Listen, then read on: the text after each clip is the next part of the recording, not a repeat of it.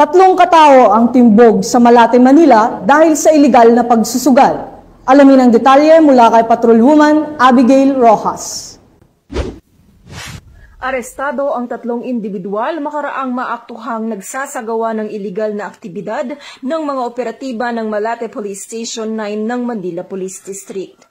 Pinangalanan ng pulisya ang mga suspect na sina alias Reynold, 29 na taong gulang, at alias Brian, 39 na taong gulang na kapwa miyembro ng Bahala na Gang Group, kasama si alias Ivan na 19 na taong gulang. Naaresto ang mga suspect sa kahabaan ng Maginhawa Street Corner, Quirino Avenue, Barangay 714 sa Malate at nakumpiskahan sa kanila ang mga ginamit na bet money. Sasampahan ng mga reklamo para sa paglabag sa PD 1602 o illegal gambling ang mga naarestong suspect para sa inquest proceedings sa City Prosecutor's Office ng Manila. Mula dito sa Manila City, ako po ang inyong PNN correspondent, Patrolwoman Abigail Rojas. Alagad ng batas, tagataguyod ng Balitang Pulis.